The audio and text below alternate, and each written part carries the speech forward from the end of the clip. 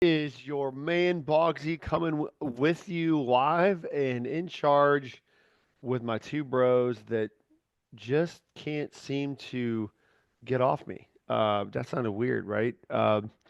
It's just weird, right? No. I mean, we stick together no matter what. Like, no matter what. That's what I mean. Guys, it's been one of those weeks. We're not even getting this filmed in the right day. We've got people freaking out about hamburger meat, apparently. It's just been a weird day. It's been good. But anyway, guys, this is your Brotastic Voyage to here to serenade your ears and your inner ears.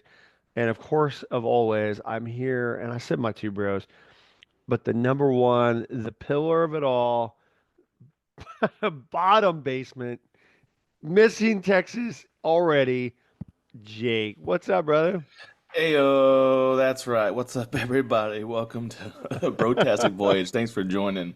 I don't know why I'm bottom basement. I don't know what the hell that means, but I'm not even gonna ask. I'm not gonna go there. I'm not even gonna You dignify should. You your really lame should. ass slams. Okay. What's up, everybody? Jake the Snake, missing Texas. Jake, that's right. Just thanks for y'all for joining this episode tonight. It's gonna be a good one, and we're just gonna keep on chugging along, man. Toot toot. Absolutely. Toot, indeed. He was just in Texas. So we'll hear about that. He came to Texas, got to see the other one of the threesome here, the Fredo, the devil dog, the guy that looks like he just ripped off a liquor store. That's Fred Devil Dog over here. What's up, brother? What's up? I mean, I had to get my alcohol for tonight somehow. Hey, first of all, can you put there you go. Keep going It's my there. bad, my There bad. you go. I said, well, Damn. first of all, So unprofessional, first off, Right? dude. I mean, that's Golly. your hey, first I strike, man. forgot, That's bro. your first strike, okay? Says Hey, the at guy least that I shows up made more 40 than minutes one late. pound for my woman. Oh, wow. Yeah. And he had women, plural. Women. Look, He, dude, yeah. I work for the government. We're balling on a budget over here, okay? That's what it is. Balling on a budget. Well, guys, I'm glad you guys joined us tonight. We do not have a guest tonight, so we can get real life lessons together, right?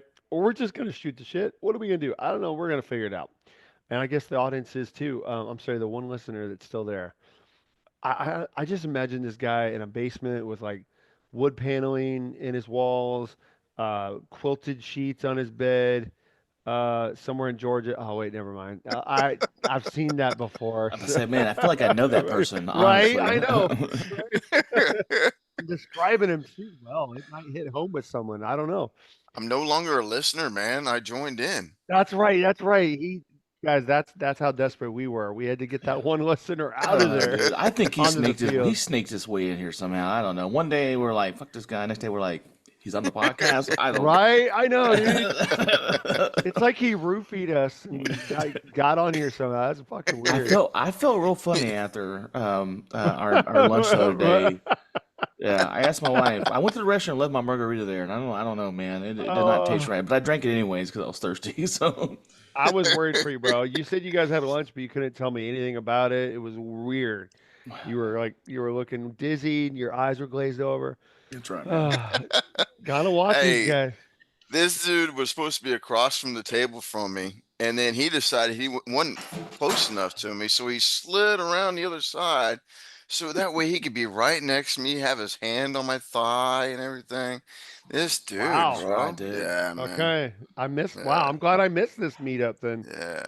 that's Yeah, Dallas was very well behaved. Even my wife was like, "Well," she's like, "You didn't have to tell him to behave that much." I was like, "Oh, well." I was like, "I don't know what do you want from me." Jill was expecting Um, action. Yeah. yeah, I think she wanted a little bit of drama, like most women. Mm, But nothing but good things from my mom and my brothers. My sister-in-law said she loved Monty. She said it was a great conversation, so that was awesome.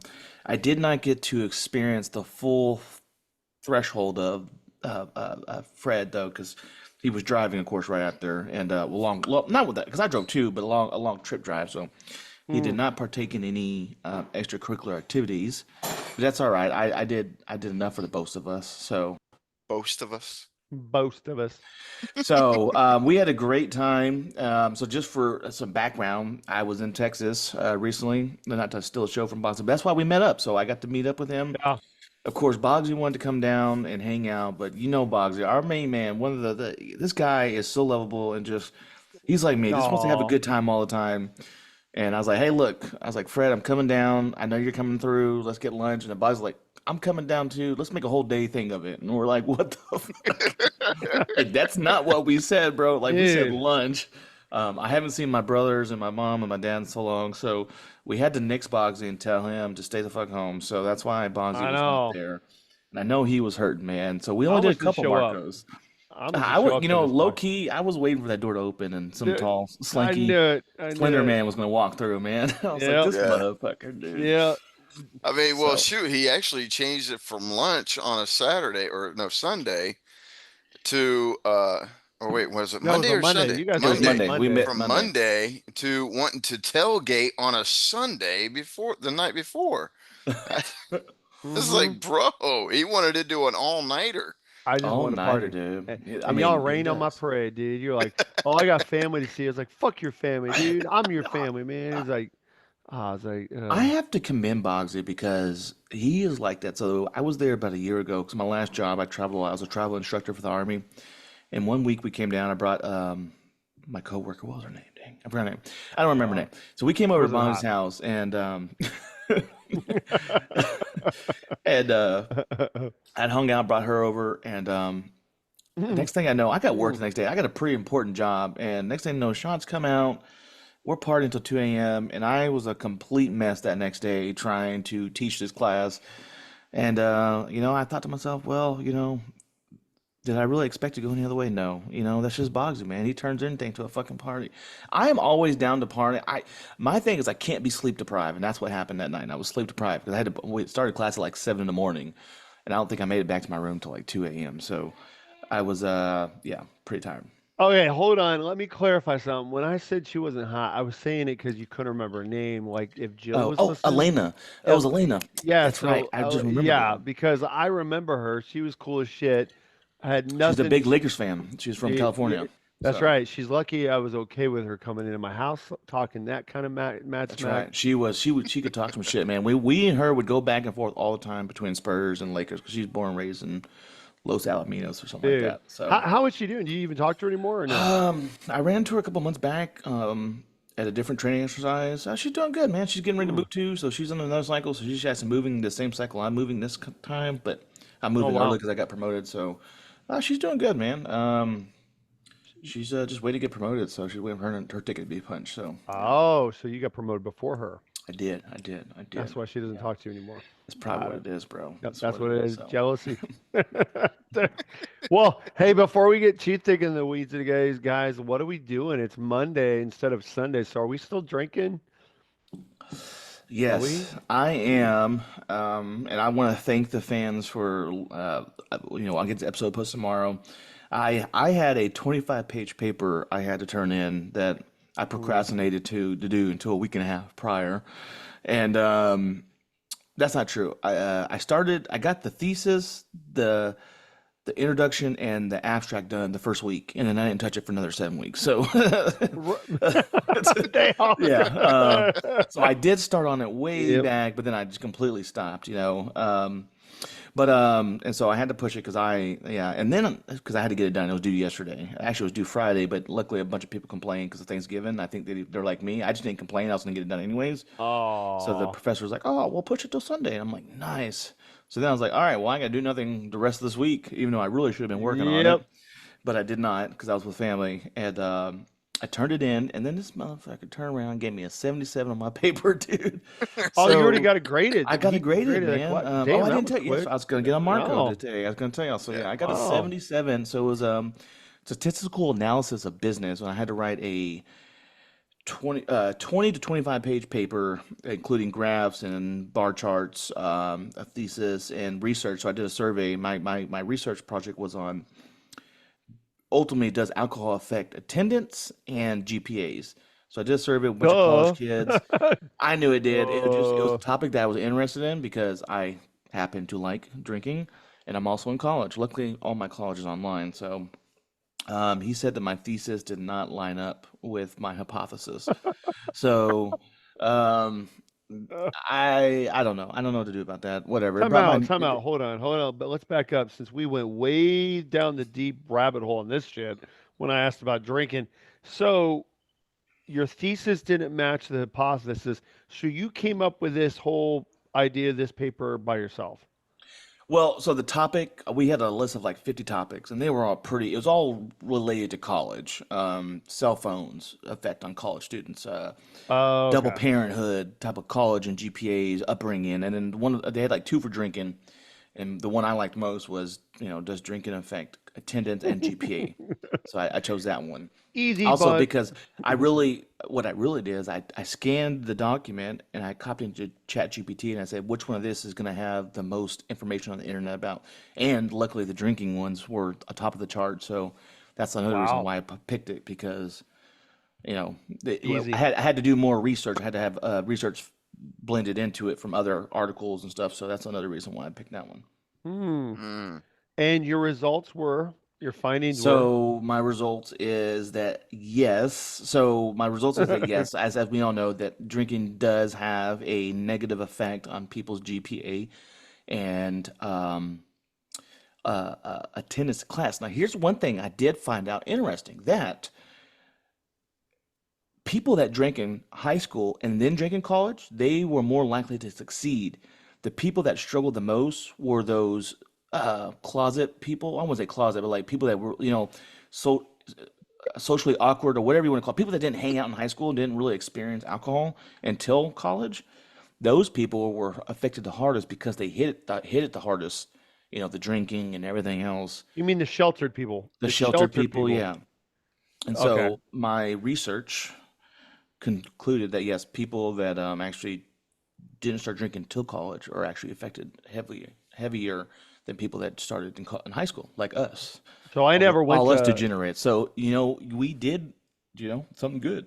I never went to high or college, but what I'm saying, and I'm hearing you say the summary of your paper was that it should be allowed to be drinking, people should be able allowed to be drinking in high school, thus helping the GPAs after they go to college. That's what I think I heard from this. I mean, essentially, man. I mean, and really, when you think about it, that's what it does There you come go. down to. I All mean, right. like I said, it's because they're so new to it. It's a new craze. It's a new an addiction essentially, and they don't know how to handle it. So they binge drink more. They get drunk more.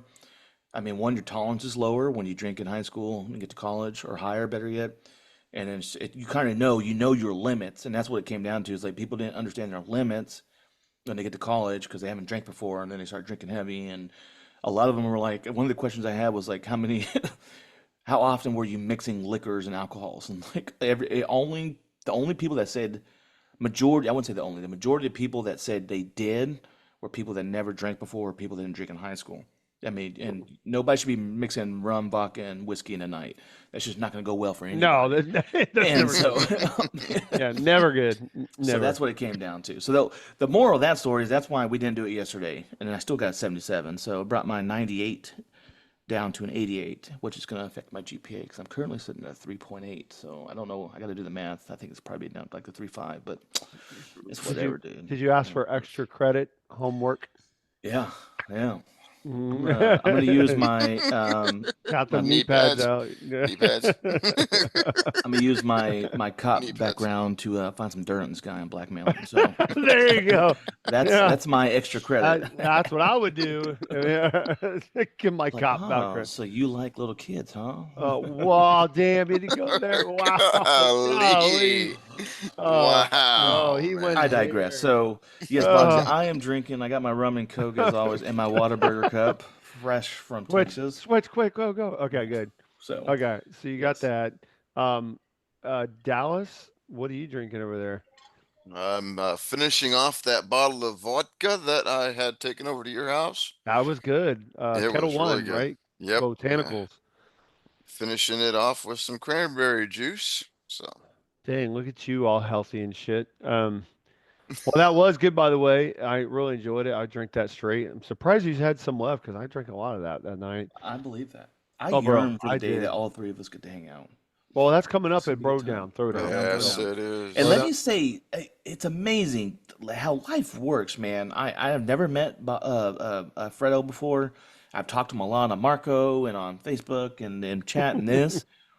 And natural, I think one, because the type of person we both are, we're both A's, all three of us are A types and, outgoing people. But I sat down, I gave this guy a big old hug, and I mean, we were talking like we've been friends for years. Like it was like it didn't feel because my mom had brought it up. She goes, oh, because I told her that's the first time I think wasn't that awkward? I said, no, not at all. It's like I know the guy, I talked to him every day, multiple times throughout the day, and I mean, we would virtually hang out and drink beers, and Yeah. so pretty it's much, just it's yeah. amazing how life can work, man. Like I loved it, man. It was pretty cool. So it was good to see you, Fredo, in person. Finally get to meet you.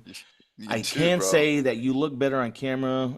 Your ugly mug was definitely, taking me aback in person. I was like, ooh, maybe I shouldn't be friends with this guy. But then I saw your lovely wife, and I was like, all right, well, she can like him. I guess I can too. So, Right? Poor Marty. Poor You, Marty. speaking of that lunch, Marty was like, it almost seemed like you two know each other from high school. It's just long time friends. It's like that's Wow. how comfortable it was. Yeah, it was pretty damn comfortable, man. it was just a regular day. It was like I was meeting with Bogsy. Yeah, It was nothing You know different what? about it. yeah. And that's what makes my heart sing because yeah, you know what? It's a funny thing. I was just telling somebody else the other day. I started literally doing just sort of like a a recollection or whatever the hell you call it of all my really close friends that I've had through life, and almost all of them have served in the military. So I was like, but I think that's the military theme, is it's pretty cool to get. You guys are easy to get along with, right? Because you're like, hey, you served, I served, right? And so that's already the camaraderie there. So I don't know, maybe that has something to do with it too. You guys are just good at doing that stuff because you got to go, PCS in new places, find out who's going to be next to you, watching your back, that kind of shit, right? So, Yeah. Well, I mean, like yesterday, we were playing Xbox, and we were playing with a friend that I met in Hawaii or oh in yeah, yeah, Chicago. Like, I mean, he's yeah, Navy too. Rich, It's just yeah. Don, Oh, and Don, that's right. Yeah. I will say though, there are jerks, there are assholes and weirdos in the military though. So, but Oh I yeah. think per capita, or however you want to look at it, you're gonna find more genuine, friendly, cool people to hang out with in the military than you are as a concentration than you will in the civilian world. So I Hmm. will I top like that that. with that, but. Well, guys, I'm gonna break back to what I'm drinking or was drinking because it's almost all gone. This is Steve-O's favorite, bro. Check this out, dude. This is Eggnog and yeah, rum. not dude. He made me drink that last year, and I about Uh, threw up. So uh, yeah, fuck all that. hey, Egg and liquor do not go together, man. by the That's way, why I though. don't start drinking until after I eat my breakfast sandwich. Okay, Okay, by the way, though, you drink Captain Morgan. I do, Okay, I did too. and I Bacardi, but yes, I'm gonna challenge y'all both to start drinking Sailor Jerry. Do you know about Sailor Jerry? Yes, I have. I have a bottle in my cabinet. doesn't there's a country who owns that? Dude, no, it's a rum based on the story of Nathan Collins, Sailor Jerry. I read the damn bottle and I was like, oh shit, from now on, any rum, I'm gonna buy that, dude. You can't get more badass military dude than that guy. Mm-hmm. He was known for his tattoos that he would do in World War II in Honolulu, and he Oh, was in a rough part of Honolulu where everybody that wanted was about to be sent out in the ships or whatever, they would go there and just fuck shit up and get into brawls and everything because it was just a way to release stress, get their minds off of it. And he would be there in the middle of it, tattooing everybody up. And they nicknamed him Sailor Jerry, and from there on on, that's how it stuck, and that's how the rum came about. So I thought that Bogsy, was cool. here's Yeah, here's a here's an interesting fact for you. If you looked on the inside of that bottle, like through the glass and on the yeah, back side of the label, yeah. you could see one of his prints of tattoos that he used to give. I saw that and I didn't even think twice about it. That's cool as hell. I did not Yep. even think that that's what. Bam. Yep. I'm a tattoo. I like tats, and I thought I love anything military. I didn't get to serve, so I do everything I can to promote those that have served. I thought that was cool, so I'm gonna be drinking that from now on as my rum of choice. So just saying. So anyway, okay. Well, I do know we also talked about this too. I'm gonna give Stevo a little bit of a clue because it is that time for On this day in American On history, this history, history. day. Wah, wah, wah, wah, wah. So, Maybe Santa Claus will bring me a soundboard. That's what I need to look into. right. Well, Yeah. dude, I have one, but it just can't get, it doesn't pick up on the mic. I don't know why, but anyway, so I'm going to give you a little bit of a slogan there, Jake, and see if you can get this. You ready? The I'm ready. best a man can get. Is Gillette. that? There you go, dude. There you go. Nice. Yeah, Okay. I mainly use their shaving stuff. Okay. Yeah. So their slogan has stuck in you, stuck in your head. Why'd that sound bad? Yeah. I don't know how that sounded bad, but it did. Yeah, you're right. Um, so get this, in 1901, American businessman King C. Gillette began selling safety razor blades. So he No was the kidding. yeah, he was the one that brought them to the market. Isn't that cool? Yeah, that's pretty cool. Mhm. So it is the best a man can get. There you go. He's the one that started it in 1901. So crazy. Anyway, I thought it was cool. So anybody got anything to say about that? I mean, no, I use Gillette. I got to shave daily, which fun fact about Jake missing Texas Jake. When I joined the military in 2009, baby faced everything. I mean, still baby faced, but really baby Hmm. faced. Buck 35, Jake. I could go 3 to 4, even sometimes 5 days without having to shave. I'd shave on Monday and I'd be good till the end of the week. I have to Hmm. shave every day now. I do get a pretty decent. I wouldn't say probably y'all probably got 5 o'clock shadows probably better than mine, but I do get a decent 5 o'clock shadow by like 2, 3 o'clock. Um, but I've tried switching around from the straight razor to the upper end Harry's and everything, and I've always come back to Gillette. So it works. I'm not saying it's a racial thing, but I am half black, and I'm like usually we have black people have that. I get these bumps on my neck, and Yeah, razor Gillette's one of bumps. those Oh yeah. ones. Razor burn, and Gillette's one of the ones that doesn't gives me the least amount of it. So I'm a big fan of Gillette. So that's pretty cool, pretty neat. I know that That's they're neat. based out of Boston too, right? Because that's where Yeah, yep. That's right, Gillette Foxborough Stadium. Gillette Yep. Stadium and That's Yes. right. all that good Fine. stuff. So Very cool. Well, that was what I had to get tonight. I know Devil Dog had the main topic he wanted to talk about. Well, no, no, I got another today in Oh, that's right. history. You had history. Oh, I got that Today in messed up. history, not the Oh, my topic, bad. bro. Yeah, yeah. Okay. This day in 1955, in violation of segregation laws in Montgomery, Alabama, anyone care to take a guess? um, okay, that was in Forrest Gump, right?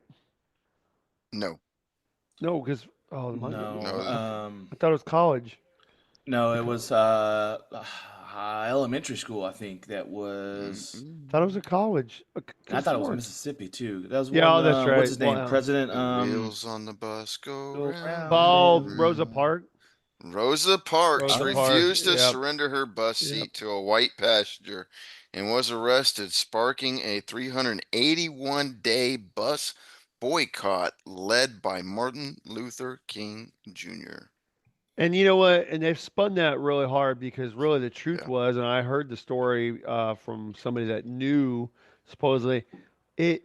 Rosa Parks was never supposed to be meant part of that movement. She just forgot to call shotgun, and that's what happened.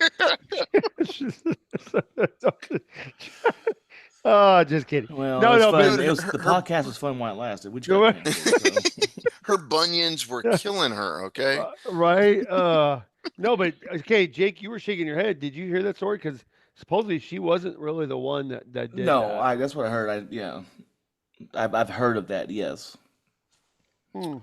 But I like the Office. There's a season of Office where they go to Oh, the late day, and Stanley's like, I don't want to do that, and then Michael Scott's like, all right, well, you go to the back of the bus. And he's like, what? He goes, or the front bus. I don't care. Just sit down. uh, But Stanley's like, do uh, what? do what? Yeah, that's when they went and got pies, right? They went and Yeah, they got went to go get pies. pies and everything, and yeah, One of these yeah. days, oh, you know what? We need to have a guest on. Her name would be Jordan Ivy. She's Bree's daughter. I would love to see you guys go at it to Oh, see who could know The Office better. oh shit! Nobody can beat me. Nobody can go toe to toe with me, man. Okay, I Yeah. think she could, dude. I really do. Wow. Yeah. Man, that's hardcore. Yeah, that's crazy. Well, okay, so we have noticed our missing Texas Jake has got to be quick on the mute button tonight. He's got some background music, so or background noise. Really proud of him. He's doing pretty good, right? But you can always see when his eyes shift to the right, he looks off screen. All of a sudden, he's like, "Shit, shit, got to hit that button." So, hey, pretty good. You got pretty good reflexes That's there. right, man. Wow. Go Army, beat The, Marines. You know. the, dang. All right. So That, what's the topic for today, Bosley? What you got for us, brother? you know, I know why you does cooking it? something good. Why is it always down to me? We just talked about it. Like I feel like I'm this fucking camel taking us through the desert, and you guys are just riding on my humps, dude, Don't showboat for all the the listeners, time. dude. You pre-plan this. You pre-plan Man, this. Don't you already had a good topic? Don't you know? We're acting like, oh, uh, what's the topic? But we already know what it is. Don't I throw me under the mean, bus. uh, Yeah. I mean, come on. This is drama queen Bogsy. I mean, I come do have a on. good guest lined up for the next episode, though. So all right, that he's been saying that for 3 episodes. no, I got it. It's confirmed. Yeah, I got you. Okay, okay, all right, I will believe it. Well, guys, I just, you know what? I go to CBC here in San Antonio Community Bible Church, and I know Dallas knows of them. Jake doesn't know of them, but it's okay. Some of us just can't be as good as others, and that's all right. But his name is Dr. Ed Newton. He's just an absolutely phenomenal pastor. I've seen him take this church. Robert Emmett was the previous pastor, the founder of CBC, and we stepped down. He handed the reins over to Dr. Ed Newton, and I ain't gonna lie, at the time when I saw him, I was just like, "Ooh, who's this skinny guy?" He sort of like he just acts like he's too hip, you know. I didn't think he could be as big as he was, and so I didn't really pay attention to the first year or two when he was there. I'll be straight up honest with you. And then after I've gotten to know him, I actually got to meet him a couple times, do some really close friends, and found out this guy is probably one of the best pastors I've ever known. And that's in my opinion. I know that's throwing it out there. That's a big gauntlet to throw. But Yeah, anyway, he's pretty legit. he's legit. And I tell you what, here's how I know it. Because when we go to CBC, they have now 5 different services, and literally every service is so packed, it takes us 45 minutes to an hour to get out of the parking lot after each service. It's that crazy. And then to get into the main overflow, like, or the main auditorium, very impossible. You have to get there like right on time, not even 5 minutes late. Otherwise, you go into the overflow section, and and this is, believe it or not, if you guys haven't been to CBC, I know Dallas, you have, it's a gigantic sanctuary size that's an overflow, and all it does is have Pastor Ed on the big screen, and then it has praise and worship that are singing in that room. So you got your own sort of praise and worship personal feel right there, and your altar calls. But anyway, it's really not wild, right? Because that's just how many people come to listen to this guy preach, and he brings it, right, Dallas? I mean, you can testify to that, right? Hey, no. So when I first found out about this, and I hadn't even started going to CBC at that point in time, but during COVID, when they started shutting down all the churches and everything in San Antonio, Homeboy gets up on top of the church building and with the speakers, has the worship speakers up there, and he gives a sermon from on top of the church, bro. And while everybody is in their car social distancing, and I thought that was just absolutely amazing that he did that. And I was like, dude, this homeboy cares right here. Wow. See, I had heard the stories of it. I just never saw it. Dude, he He made the And news. and my church did something similar with Gateway Fellowship. Yeah. Oh, that's right, Gateway in San Yeah, so Antonio. they That's when didn't you get were up on the here. roof, but the pastor, they built a little platform outside the church in the big parking lot and behind, and everybody sat in the cars, and he broadcasted it that way. So See, the over and under would be Jake would try to push in a little plug for his church as soon as I bring this up. I don't go to that church anymore, man. I just thought it was He's cool, not, but well, my yes, church does, you know. his church is bigger than mine, and he did it from top of the roof. So I mean, naturally, he gets the cool points. I mean, I'm just kidding. And I went to Gateway with you one time, bro. We oh, had a that's good right, yeah, time. yeah. I've never seen a church hand out so much coffee in my damn life, dude. They had coffee every 5 feet away from you. Like Oh it was yeah, crazy. coffee everywhere. Coffee, coffee, coffee. You want some coffee? You want some? I was like, dude, Bro, that this sounds is. like my type of church. I mean, it was pretty wild. Like refill, yep. And you hand it down like three people just put it there and then hand it back to anyway. So the one thing that made me realize I was sitting in there in the audience, and a lot of times I just listen to him, and he makes so much sense. He's the one of the most humble pastors I've ever seen and listened to as well. But because what he always talks about, he says what he's preaching is really he's preaching to himself. You're along for the ride, and because he talks about obviously how we're all sin, blah blah blah. So we're talking about forgiveness, right? We just had Thanksgiving coming. Everybody got together. He talks about forgiveness, and I need to ask you two because this is what I asked my son is after we heard the whole story, who in your life have you had to truly forgive that you could think of? And maybe it's a long list because Dallas is laughing. That's exactly why I'm laughing. Let's see. We got my real dad, my stepdad, my mom, Yeah. my two ex-wives. I mean, shoot. Do I keep going? I mean, okay, so And myself. How about that?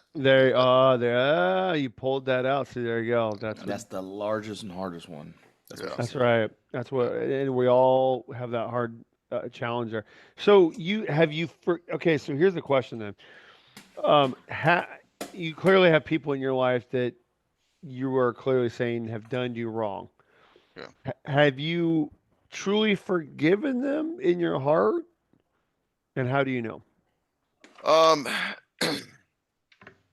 yes. And how I know is I've let go.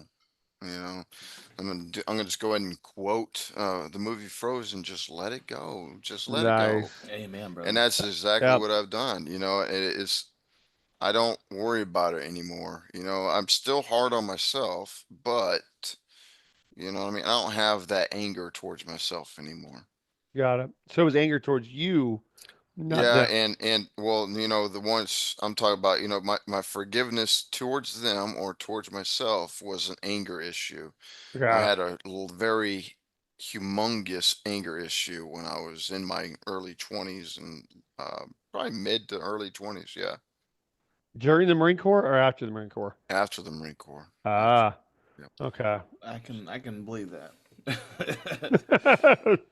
Why? Because Marines are always angry? Is that what you're saying? Yeah, man. Yeah, yeah. I'm gonna leave it at that. No Well, I mean, comment. they are tools of war, right? So they're taught and. To kill. So it's hard to pull that back once you go in the back in the civilian world. Yeah. Am My I s- my definition, I mean, obviously it's gonna be my opinion, but my definition of PTSD is um that camaraderie isn't there anymore. You're constantly when you're in when you're in and you have your boys with you. When we go to Tijuana, just not even something hardcore. When you go to Tijuana, we're a company strong. We went to Santa Barbara, took over a frat house, mm, company strong. Battalion strong. It was amazing. You get out, you don't have that anymore. You know what I mean? yeah. So, um, before we could go somewhere with all my boys and it'd be completely crowded and it wouldn't bother me whatsoever because I knew they had my back. Now I go to places by myself or with my wife and there's nobody watch my back. So I'm having to constantly scan. I'm freaking out, dude. We went to the Baylor game. I was Hmm. freaking, dude. I was freaking. Oh yeah, that's right. Yeah. Yes, I was freaking, dude. So that's my PTSD. Well, and I get it, dude, and that's tough. I mean, dealing with forgiveness and all that. Like, I guess Jake, I gotta ask you, anybody in your life that you've had to forgive, Oh yeah, brother. even I recently? mean, yeah. I mean, besides your Um, barber for that haircut? hey man, hey, don't hate on I'm my haircut. just, You're good. just No, kidding. no, man. I mean, he hit it on the head. Childhood trauma. My birth mother, was a big one for me. My dad. Um, I was hard on myself because one of the things I always had was a mother, and I didn't treat her right as a kid because I was yearning for the wrong mom. Um, Hard on myself when me and my wife got married at a young age. I was a knucklehead through and through. And got some people in the military and stuff like that that I have disagreed with before that have done me wrong. And so yeah, definitely some people have to forgive. One of the things that we taught in that Kairos mission was forgiveness, and a lot of it was self-forgiveness that we were teaching, but ultimately forgiveness. And we do this really cool activity where we have rice paper and people go in and they say, okay, write everybody on one side. You're supposed to write people that you need to forgive, and that's it. Just write the names, and then on the back side, you write the people that need to forgive you. And then we had they had a really good, they had a couple of readings from the Bible that were about forgiveness, and then we had about 5 minutes of reflection where they played some really nice music, some calm music, and everybody just kind of sat there and prayed and reflected on theirs. And then you could take that rice paper, and they had a big old bowl, and they go over and they say, "Look at this giant bowl. It's clean as water, right? Clean. It's nice and pure water." And then people would come up and they start putting the rice paper in there, and it'll dissolve, and it'll dissolve, and it'll dissolve. And they spin it, and at the end they say, "Look how dirty this water is. It's murky now." But guess what? It's no longer in your hand. God has taken this forgiveness from you. He's taken your anger, your anguish, and all that stuff, and He has washed it and made it clean again. And it was kind of that. It was very symbolic, right? But so yeah, I got some people I've forgiven, and I got some people, and I need to be forgiven still for some things. Nobody's perfect for sure. So I think the biggest thing for me is just like Fredo said was forgiving yourself, man. I think naturally as men, I think we are harder on ourselves than I think women are. Personally, Yeah. I know women naturally are a little bit more emotional, and it's not to be sexist or anything. I think they're harder thinkers, but I think when I say that the men are harder on themselves is because we don't usually outward express that stuff. We keep it bottled up, and that stuff boils, man. And so for us, I feel like it's a little bit harder on we're talking about forgiving ourselves. And so but we're talking about the marker today. Forgiveness, man. For me, it's like, well, not even forgiving, but just man, being angry at somebody even before church. And I get really religious. It's like hanging on to that stuff, man. And I know me and Bugsy might disagree a little bit on some things, but it's like for me, it's not worth my time, man. I love being happy. For me personally, it takes effort and strength and energy to be angry and mad and hateful. And so for me, when like something comes around my block, I'm like, I'll stew on it for a little bit. Don't get me wrong, I'm not getting the person. It takes me a little bit of time, but I feel like I get over it a little bit quicker. And to say I get over it, I either forget about it or I just like, it ain't worth my time, and I kind of move on because I'm just like, why am I gonna sit here and stew about something that I have no control over? That this Right. person has wronged me, regardless if they feel remorse or not, I forgive them. You know what? Because they're a person too, right? So, yeah. So, but yeah. So, long story short, yes, I have people that I have forgiven, and I have asked people to forgive me, of course. Well, brother, first of all, I'm going to forgive you for not always agreeing with me, so I'll forgive you for that. I'll also forgive you for being long-winded. Oh, I know, brother. I'm so sorry. No, so here's the deal. Like, so Pastor Ed was saying it, and it's very commonplace. Sometimes people will just shout out, and Pastor Ed will like experience with them. And I was chicken shit, but I was way down the back. I almost would yell out because he was like, "Well, it's just better for you to yell, to forgive." And he gave the exact tale of what Jesus said. He said there was a king that there was one of his servants that owed him over 2 years worth of money for a debt, right? And the king went out to that servant and said, "You know what? Your debt has been forgiven. You're good. Just go out and be blessed and carry on." And so he's all running out. Yay, I'm forgiven. And then the guy that comes up to him who owes him just like 10 days worth of labor comes up and says, "I'm so sorry, I still don't have my money." He goes, and the Bible literally says he choked him out. He choked him out and had him thrown into debtor's prison. He said, "Well, you are gonna stay in here until you pay off all my debt, right?" And then, so the king heard about this and immediately went to that servant that he had forgiven and said, "Wait a second. since I forgave you, don't you feel like you should forgive him as well? Like, how evil are you for being forgiven and then not forgiving others, right? For a lot lesser charge. And that's sort of the way Jesus operates, right? Is that we have to give it to him. And I guess what I got a little frustrated at is because people sometimes hide behind Christianity. And I think you guys all know what I mean by that. Is if you talk to people that aren't Christians, a lot of times they're like, oh, you got these fake ass motherfuckers that they'll go to church and act like, oh man, God forgive me for all my sins and I'm a sinner and blah blah blah. And then they go out next day and they're just screwing everybody over business wise or not doing anything right, not doing things the right way. And then if you get offended by what they did, they're like, oh, well maybe you need church so God can forgive you, blah blah. And I guess my point of this is forgiveness. Forgiveness sounds pretty harsh if you come out. Let's just say me and Dallas had an argument, and I come up to him and said, "Hey, brother, um, I have forgiven you for our right." Like, doesn't that sound selfish as shit and sort of egotistical and narcissist when I'm like, "Hey, you know what? I've forgiven you."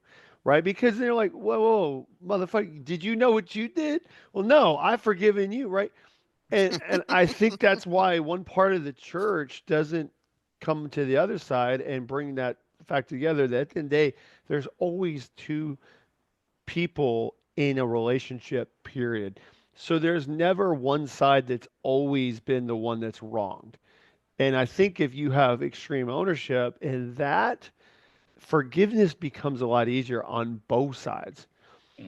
Case in point, you guys know me. I mentioned a couple guys on the market today in the motorcycle world. There was two guys that really I thought did me wrong and spread some really evil lies and even put me out bad on a motorcycle, on the motorcycle organization that I spent 8 years for, gave blood, sweat, tears, my own hard-earned money, shitloads of money, and all of a sudden, as soon as I stepped down from being president, it's like, oh, he's a bad apple. He doesn't watch for, doesn't take care of kids.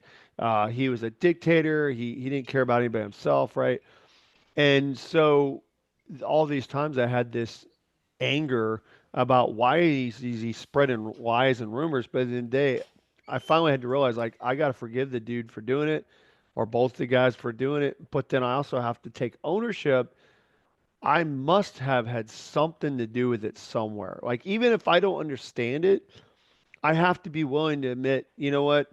Please forgive me. And I think that's where we have to really have that humbleness about ourselves because it's one thing to say, well, God's forgiven me, so I'm going to forgive them. So you're forgiven, Dallas.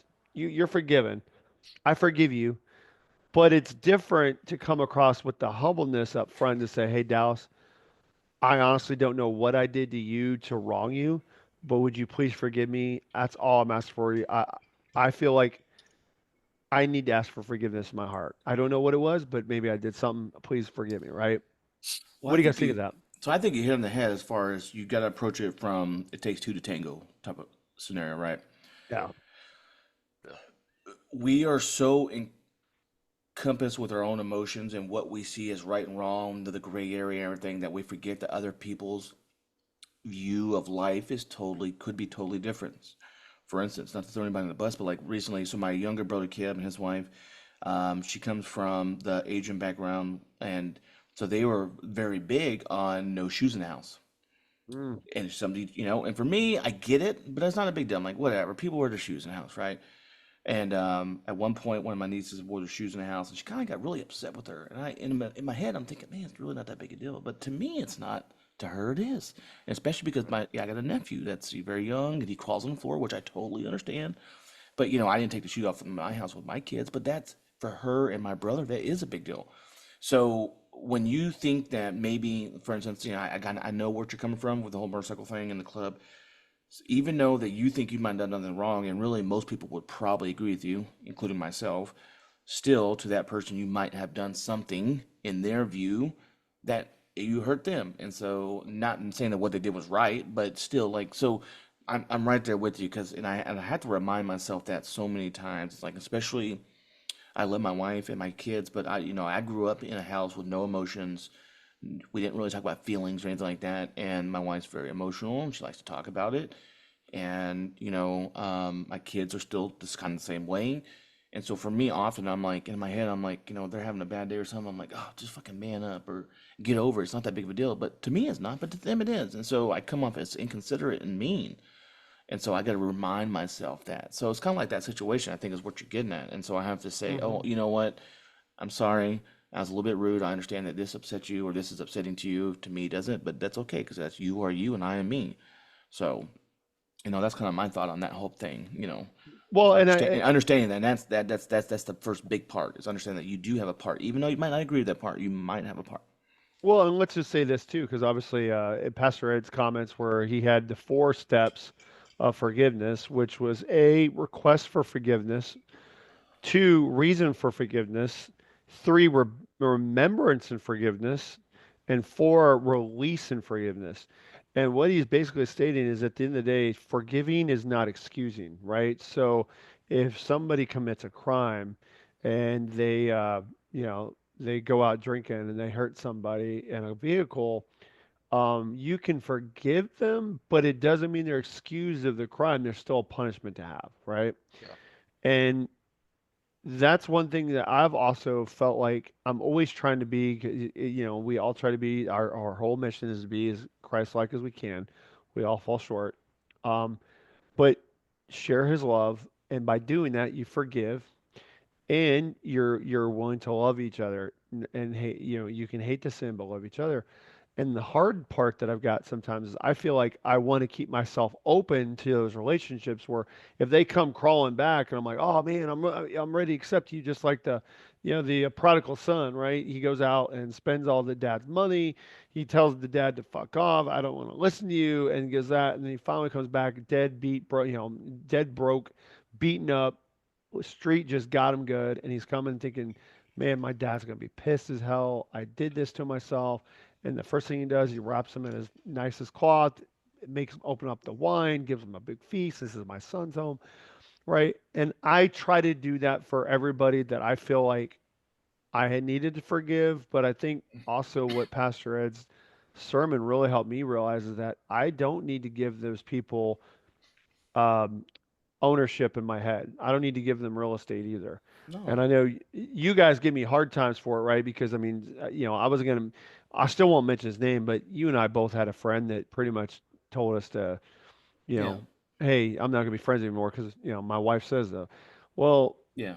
He it said, "We don't pissed, like your kind around here." right? I know, which is, which again is hard because again in a group setting, he didn't have issues with you. He just grouped you in because he had issues with me, even It's though I because you're had no white. idea. I Well, and I wouldn't even say oh, that. It was Christ. really because Bonzi is he does love deeply and he's more outward with his frustration where I am not. For instance, I knew from the get go that I was nothing I could have said was going to fix that scenario. I gave a slight piece of what Bogsy did, saying I Yeah, don't agree with it. I think it's kind of fucked up, but I hear you. But in my motto or my thought was nothing I say is going to change this outcome. Now Bogsy's a little bit more outward with it, which is totally fine. And so that's where we differed on that. But ultimately, I mean, we're both hurt, right? But I mean, yeah. yeah, I mean, and that's why it came out that because you're always more a little bit more vocal in outward expression, which is a good thing. I wouldn't say I'm a pussy about it, but some things I am. I'm not gonna lie to you. But then Well, some things I'm like, what's the point? And honestly, I don't. And I feel like most of the times when I think that, it really is because it's true. Because nothing I say is gonna make a difference. So why waste my breath? But yeah, so yeah, I agree with you well, on that. yeah, but and that's where you and I both obviously have differed in the past, and so where I'm learning from you, you're learning from me for a bit because uh, one thing I always would say that's true for you guys, and you guys could always believe this, and I'll ask you there. I don't feel like I'm a hypocrite. I'm that kind of friend that if I disagree with something, I'm going to tell you, right? I'm going to be honest with you, and it's not out of jealousy or spite or anything like that. It's just because you're asking me, and if for my friend, I'm going to tell you, hey, I think maybe could have did things differently, blah blah blah. And I would expect the same thing from you guys. That's why I tell everybody, hey, if you want to know who my best friends are, they're usually the guys that give me the most shit because I can give it back to them, and that's how we bond, right? Yep. In this position, going into that relationship that Steve and I had, that again I created, I knew them, connected them, and we'd been in this relationship for 10 years. They had kids involved that I loved their kids. I looked at them as my nephews, and then it's so crazy how if all of a sudden they got a problem with this, they don't want to vocalize it, don't say anything, but then they also don't want to be friends with our kids anymore. It starts to piss you off to realize, like, dude, at the end of the day, then you never really cared about us at all because our kids were innocent in this, and you'd at least want to stay in touch with the kids, right? Because I still do every now and then. I mean, they still reach out to me, and I'm still reaching out to them. But then, and this is where conspiracy gets there, and no, we don't know. I'm just throwing it out there because I had somebody, I'm not going to mention her name, but somebody that knows both of us very well, and she analyzed the situation. And guys, what if this were the case? And I don't have control of it, but what if it is? What if his wife actually secretly was in love with me and she couldn't control it, or she was having outwardly comments to her husband about it and he was awkward about it? So what if he pitted her against me and then used that to make sure that there was a wedge there, so that way it would have to happen that way, right? Don't know. It made no Awkward. fucking awkward, right? Well, and I don't mind saying this because somebody came to me with the whole, like, I know what it is. I know what it is. I was like, well, what? And I never thought about that a million years, but I guess what I'm getting at, and maybe clearly we don't know that is, and but they wouldn't vocalize it. And when we pinned them down on it, even both of my wife and I together on a phone call, they both pretty much just blamed each other, like, oh well, no, I still want to be your friend, but he told me not to be your friend. I'm like, what's going on? At the end of the day, there was outside circumstances. We knew they're never going to be honest with us, and if they're not open and willing to have that true conversation, and this is why I tell Jake all the time, bro, if you're not willing to love hard and be open, even if it hurts, because true conversation, if it gets awkward, that's when truth's coming out, right? Like Mhm. if Dallas like, hey man, you like my beanie? And I'm like, fuck yeah, bro, I love your beanie. And then I'm telling Steve, I'm like, dude, what a piece of shit beanie. It's like, oh, well, I just told him what he wanted to hear. No, dude, at the end of the day, like you're being fake. Like, so It's sometimes not helping nobody. it's not helping anybody, Yeah. right? So, but and again, there's also some candor to that as well. Like, not gonna, I'm a prime example. One of the things that I wouldn't say I was pussy whipped or anything like that, but growing up, I was not one for conflict because that's not my family did it. We just kind of ate shit. And so my wife is a very strong woman, and so even when we first started dating and got married, I would just kind of go with the flow and not speak my mind, and then it would lead to finally me mm-hmm. building up, and I would blow up, and that did nobody no good. So now I'm more vocal in expressing, hey, I don't like that, or let's not do this, or instead of being blown over and just kind of going with it. So I mean, it's a prime example of just you got to be honest. I know it sucks, but in the long run, it's gonna help you out. I mean, and it's like ripping the band. You know that model ripping the band off real quick. I mean, that's Yep. it. Just Yeah. rip it off, man. It sucks now, but get it over with. That's right. And at the end of the day, if you come with grace and love, you can get it figured out. Just like you brought up a great example. You and Jill, your passive aggressiveness was building up to the point where it was causing issues inside, which caused even more problems with you guys, and that's never good. I mean, the movie Anger Management with freaking Jack what's his name? Nicholson. Jack Nicholson. Thank you, and Billy Madison. Wow, holy Adam Adam Bill, Sandler. Sandler. Billie Yeah, Eilish. Billy Eilish. Yeah. No, but that was a perfect example, right? The dude was all trying to be nice, but he was internalizing all of his anger and wasn't able to vocalize it. And it was actually the most unhealthiest of anger because these guys that were yelling at him and screaming at him, like, there's fucking Knicks, they blew a game, going off, they were being applauded. And he's like, what? I don't have it. It's a human emotion, and I guess that's why if you can understand, we're all humans, we're all going to have reactions, everything. It's not all of us have responses all the time. Sometimes our emotions come out, but it is a two-way street on any relationship you're in, and no matter how one-sided you think somebody is at wronging you, if you don't take ownership of anything you did, you still caused it, and you're still causing that, and you're never going to grow past it. And that's in my opinion. That's Yeah. right. That's right. Hmm.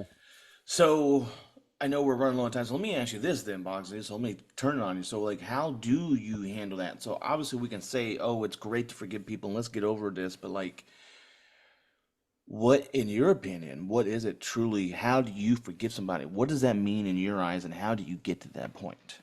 So one thing I can tell you in that I've actually done with my old my old protege is regardless of what was being said, I never went on social media.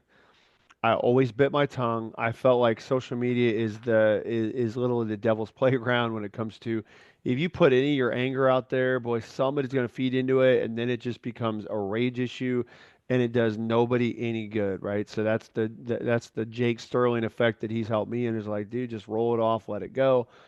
Um, and because I did that for almost 5 years, we were at odds ends. Never really had anything to say to each other. I was always like pissed off. Anybody asked me the questions, oh, well, what happened, Bogsy?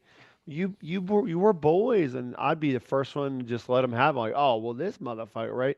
At the end of the day, even though he still did something wrong, I still did something wrong by sharing the story and adding into the fire.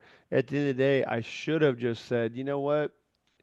I don't understand why he went that way, but God bless him. It hurts, but hey, you know what? I give it to God because it's in God's hands, right? Because it still came into God's hands. Because even though there was a lot of things that happened, and this is the worst part about it, he fell from a position of high level where he was at. He was at the highest level, and all of a sudden, his house of cards just started to show itself, and he fell fast. And so it's not something that I was grateful about at all. Um, but it's the proof that's in the Bible that came to fruition for me. It said, um, pride goeth before the fall, Right. and revenge is mine, seeketh the Lord. And so I still kept my mouth shut on social media. I didn't really try to fight my way into an organization again that I worked so hard for. I just sort of let it go. There was a lot of people that I cared about and I loved that turned their back on me as well because they believed what this guy was saying. And then I confronted him on it, and after all these years, in 5 years, I took up the truth and grace. It was his birthday, and I was just like, you know what? I'm gonna at least reach out to him. I know he's in a dark place. He's had some really nasty things happen to him. Unfortunately, they're all, self-inflicted wounds. But I'm not gonna kick him down. I'm just say, hey, you're better than this. I used to know you at here. You can get back to here, and I will hold you accountable. And of course, that night he just went off on me. He was like, "You're trying to get a pound of flesh on me, and fuck you, blah blah blah," and went at me because I, instead of deciding like, "Man, screw this guy," I was like, "Screw." I just left it alone and said, "You know what? He's clearly been drinking, or he's got some other issues going on. I'm gonna let it go." Then the very next day, I texted him. I said, "I hope you got that all of your system because I was not doing anything but just telling you I believe in you and I think you can get better." And then he's like, well, maybe you could have said it this way and this way. And what I'm getting at is still to this day, now he will at least turn around and text me just like some kind of small text, just trying to stay relevant, And it's like, and the other day, he was like, hey, me and so are wishing you a happy Thanksgiving. We hope you're doing well, right? So that's my proof in my own life that in 5 years, like God is never late, by the way, but He's never on our time. No. That's His time, and that's the hard part. So whatever happened, Jake, with you, me, and other tripod that we used to have, you know what? Someday maybe it might come back around, but I'm also not gonna do what I used to do. Is kept fighting and fighting and fighting, because God's telling you, I've got this. That's on the back burner. You go focus on you and get over what you got to do because you have a lot of growth to do yourself. So that's what Right. I've learned in my personal That's life. right. Yeah. So anyway, I can dig it, dude. yeah, Heck yeah. felt like I'm over here preaching as well, but thank God nobody took a piss break while I was on there. I gotta go, man. I was thinking I was about. waiting for Jake to be like, oh, I gotta go. I I came Uh, I think came right you from were. work too, so I'm like I'm yearning for a good squeeze. You were ooh, definitely ugh. insinuating at someone else. Huh? Yeah. Right? Exactly. Exactly. All right, guys. Anybody got any good jokes before we end it? Oh, dude, I didn't even think about jokes. Wow. Oh So I got a man. couple. So I got a Uh, couple. So in spirit of, so first of all, let me ask. I know we're running low on time. So how was everybody's Thanksgiving? Let's start with I'll be the closer, I guess. So Fredo, how was your Thanksgiving, brother? Did you have a good time? Dude, I had a badass time. I mean, so obviously had lunch with you on Monday and hung out with Bogsy mm, the day before Thanksgiving. We stayed up until 2 a.m. and then yeah. went and did gobble day with my mom for few hours, and then went and hung out with Marty's best friend for the rest of the day. And man, it was whew, constantly busy, busy, busy, but it was fantastic. It That's was awesome, awesome, brother. That's awesome week. awesome. And Boggsy, how was your Thanksgiving? It looked like your spatchcock turkey came out fantastic as always. I Ah, mean, look at expecting nothing you. less, but That's right, spatchcock. See, I brought that up. People, I've never heard that phrase before. No, it was badass. It was actually phenomenal. Yes, it was really good to hang with Dallas and Marty. And one thing I will bring up, he didn't bring up, and it's okay. Um, we we had you gotta learn to forgive him, brother. Just forgive him, I okay? no, right.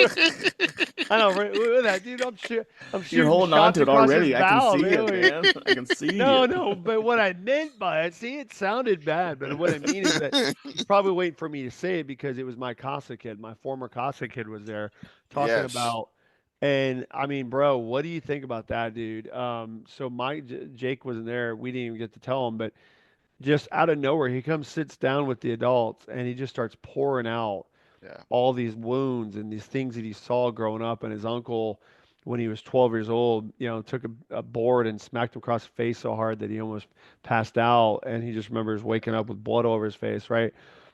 And he saw his sister, his little baby sister, getting beaten and abused, and he used to fight people that would do it. And it was most of the time his own family that was doing it, right?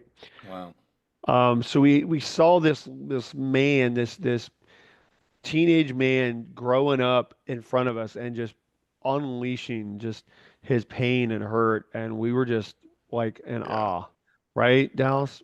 Yeah. No, it was absolutely, like I said it then on Wednesday night, and I fully, my mind hasn't changed, man. I felt like privileged to be there in that moment, man. That's Really awesome. privileged. It was awesome.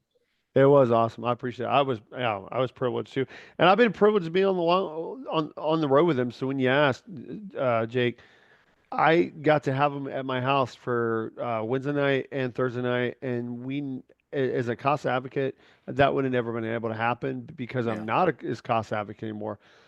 I was able to do it. His case manager was awesome. They let it happen. And here's the other thing too that I did. And you know what? I'm gonna admit it here. I told him, don't ever lie. If they ask me, they ask me. So they sent him home with my son, right? And all of a sudden he gets to our house and he goes, "Hey, Mr. Josh," so he calls me Mr. Josh. And I said, "Hey, we're gonna correct that. Call me Uncle Josh," right? And he goes, "Oh yeah, yeah, yeah." Because I was like, "I'm gonna tell everybody you're my nephew. You don't need, nobody needs to know your shit." Yeah. And he hands me a big old Ziploc bag, and it's full of medicine. It's all pills. And he goes, Yeah. "Well, this is what I have to take for the evening, at night, and there's like there's three different prescriptions and all these pills."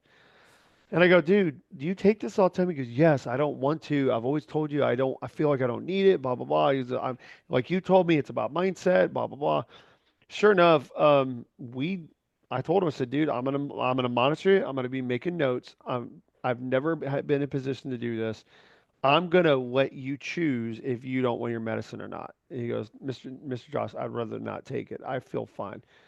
Sure shit, the whole time he was with us, from Wednesday all the way to Friday, never took any meds. And I looked them up. They're all psychedelic. They're Oh all, yeah. curbing the ADD. And the other thing was too, he never would like to eat. Every time I would take him out somewhere, he would be like, "Oh, Mr. Josh, I'm not hungry. I could barely eat anything."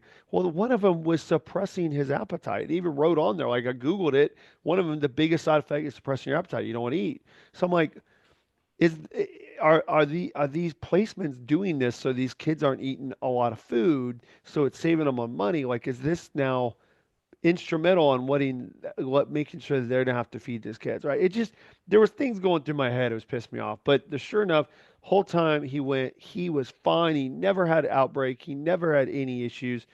That morning, on Friday morning, we watched. Oh no, on Thursday morning. Remember, I don't know if you remember this, Dallas. I talked about paying it forward. It was called the movie Yes. Pay It Forward. Yes. Well, I knew because of his background with his mom being abusive and getting into drugs and stuff, it might hit home. Do we watch that Thanksgiving morning? That poor kid, at he was fine the whole time, but as soon as spoiler alert, if you've never seen the movie, that little kid got stabbed and died.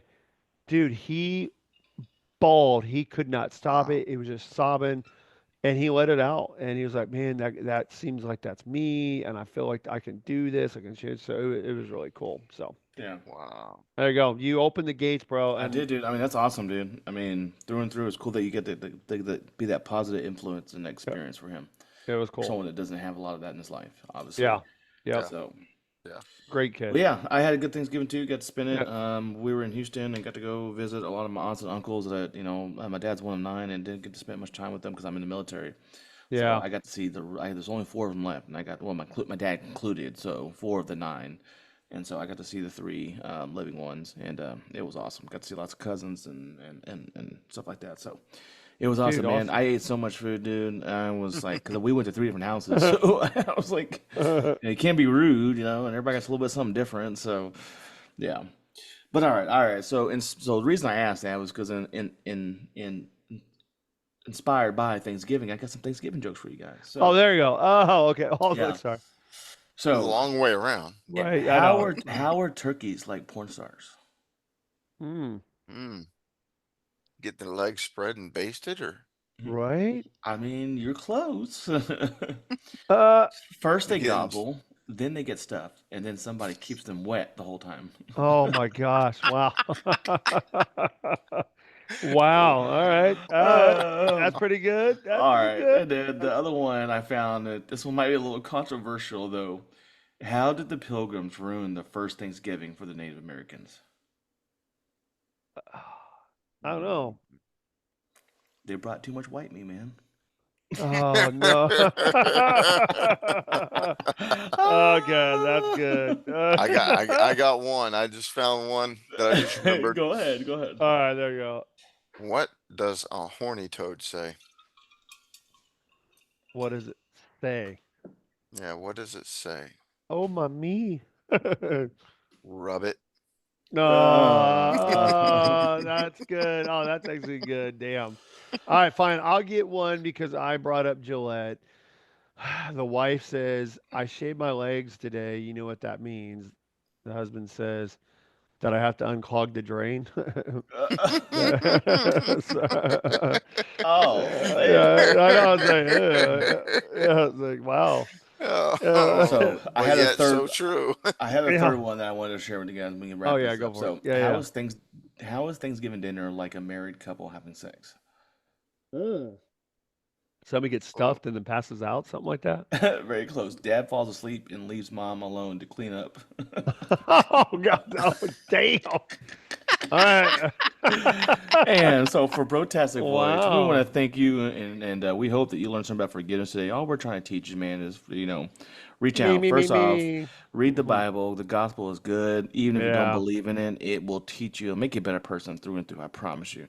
yeah. And ultimately, forgiveness. Don't hold on to that anger, guys. Listeners, just don't let someone have that power and control over you. Don't do it. So that's what we hoped you learned today, on top of some dirty jokes and some good old fun times. That's what we do here at Brotastic Voyage. So as always, I am Jake the Snake, or missing Texas Jake. My motto is stay positive, my friends. Fredo, what's your motto? hey, live every day like it's your last, because you don't know if you have tomorrow. That's right, brother. I love it. And Bogsy, what's your motto?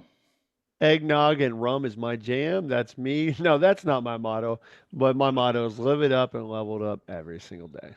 That's all right. For Brotastic Voyage, we'll see you guys in 2 weeks. Later. Bye. Peace.